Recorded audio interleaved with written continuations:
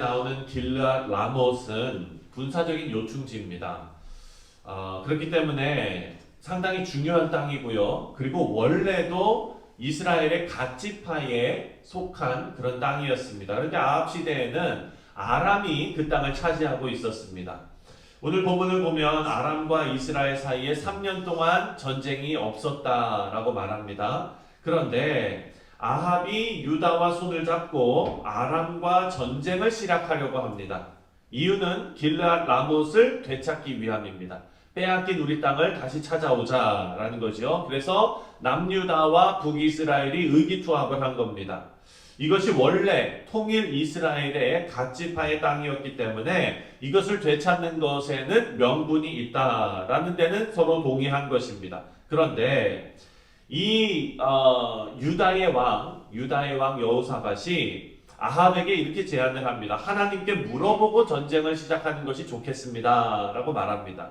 그랬더니 아합이 선지자 400명을 모아놓고 전쟁을 하는 것이 좋을지 물어보게 됩니다. 6절을 보니까 이스라엘 왕이 이에 선지자 400명쯤 모으고 그들에게 이르되 내가 길르앗 라못에 가서 싸우랴 말랴. 그들이 이르되 올라가소서 주께서 그 성읍을 왕의 손에 넘기시리이다. 이 400명 선지자가 어떻게 하나같이 모두 같은 의견으로 아합 왕을 지지할 수 있을까? 우리가 의심해 볼 수 있죠. 그래서 우리만 이렇게 의심하는 것이 아니라 유다 왕 여호사밧도 뭔가 이상한 것 같은 거예요. 네. 어떻게 또 400명이 기다렸다는 듯이 아합 왕이 원하는 그런 답을 줄 수 있을까? 그래서 이렇게 물어봅니다. 혹시 다른 선지자가 없습니까? 여호와의 선지자가 없습니까? 이렇게 물어봐요.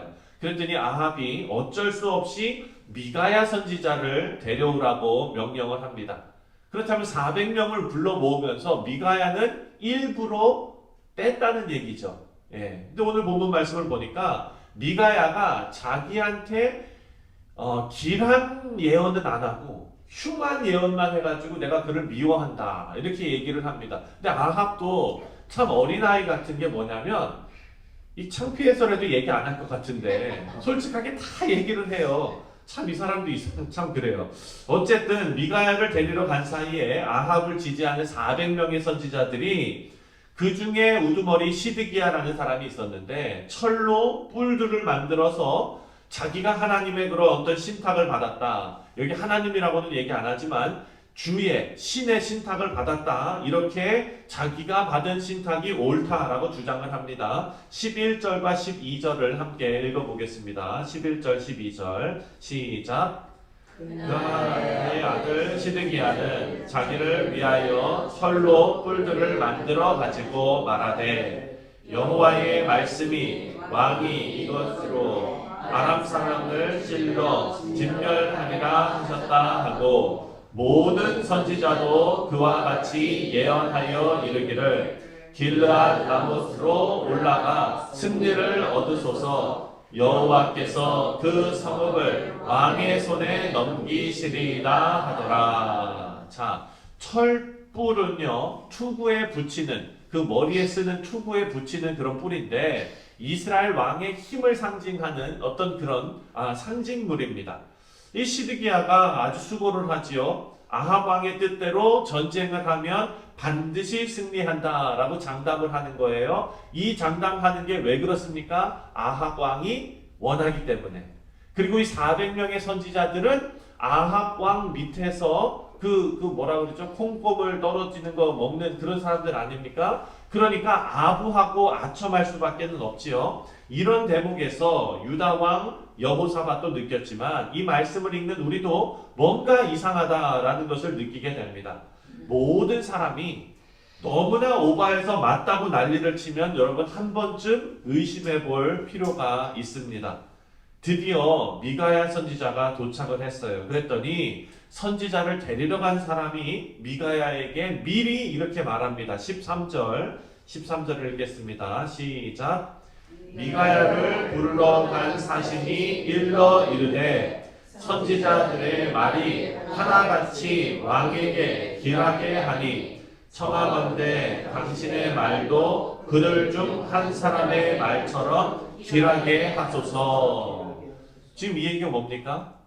지금 400명이 아합 왕 비유 다 맞춰놨으니까 괜히 너 가가지고 딴소리 하지 말고 눈치 챙겨 이렇게 얘기하는 거예요. 지금 이상한 말 하지 말고 그냥 좋다는 말 하라는 것입니다. 이쯤 되면 400명의 선지자들이 어떤 사람들인지 심증을 넘어서 이제 사실로 알게 된 것입니다.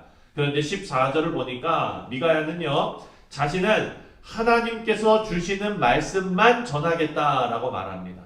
우리 사랑하는 성도님들, 지금 이 시대에 하나님의 말씀만 증거하는 목회자들이 많이 나오기를 위해서 기도해 주시기를 바랍니다.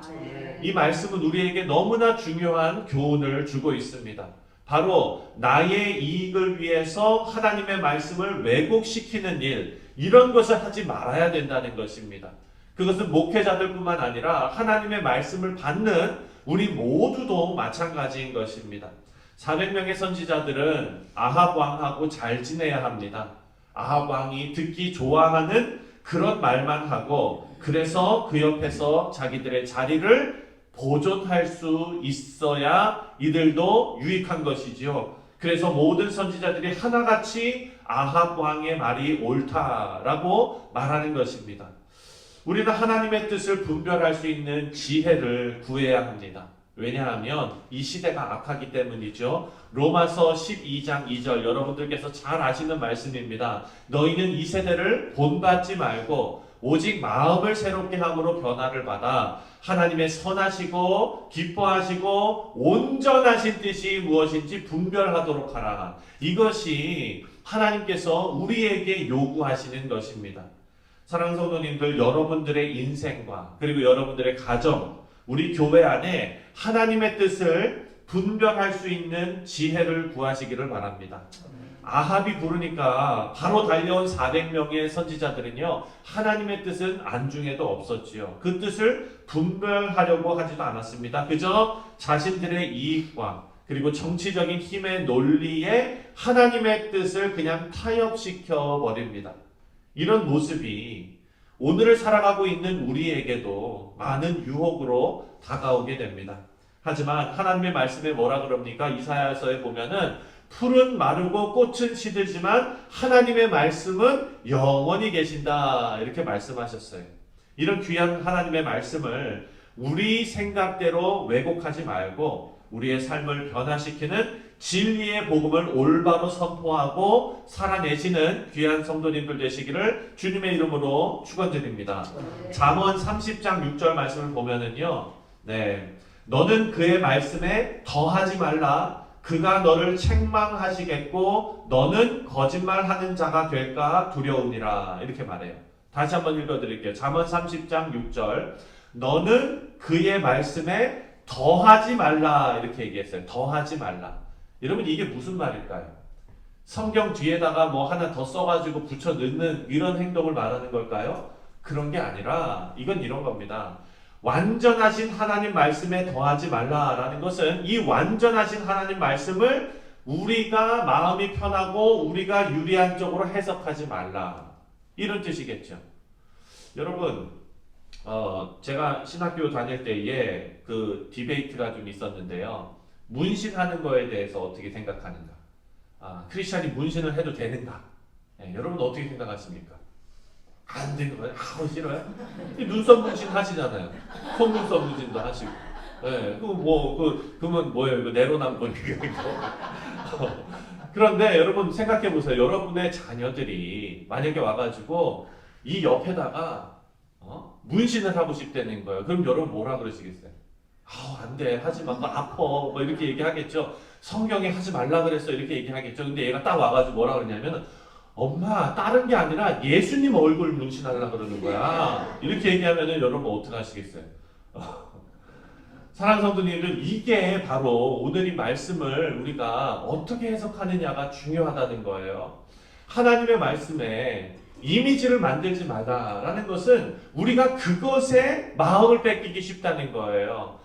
예수님의 마음을 여러분의 마음에 새겨야 되는데 팔에다가 무슨 여기다가 막 지저스, 세이비어 이렇게 새기고 다니는 게 그게 무슨 의미가 있느냐는 거죠. 그런데 이들은 이 말씀을 어떻게 왜곡하냐면 여기다가 그걸 이렇게 해도 된다. 그렇게 하는 것이 예수님을 닮는 것이다. 내 마음에 들도록 말씀을 다르게 해석하는 것이 뭐냐? 너는 그의 말씀에 더하지 말라. 라는 이 말씀을 우리가 지켜야 된다는 거죠. 근데 여러분, 제가 너무 극단적인 예를 들었지만 우리가 인생을 살아가면서 순간순간 우리의 뜻이 하나님의 뜻에 더해지고 그리고 하나님의 말씀을 왜곡하는 경우가 있다는 거예요. 이 얘기는 뭡니까? 믿고 싶은 대로 믿는 것이죠. 그리고 성경은 그런 자들을 잠언서에 보니까 하나님께서 책망하실까 두렵다라고 기록하고 있습니다. 우리 사랑하는 성도님들, 오늘 하루 우리가 살아가면서 나의 생각을 하나님의 생각에 복종시킬 수 있는 믿음의 백성들 되시기를 주님의 이름으로 축원드립니다. 그것이 바로 하나님의 말씀을 왜곡 없이 받고 그리고 하나님의 말씀을 있는 그대로 선포하고 그리고 그 말씀 자체가 우리에게 생명이 되고 능력이 되는 말씀이 되신 줄 믿습니다. 기도하겠습니다.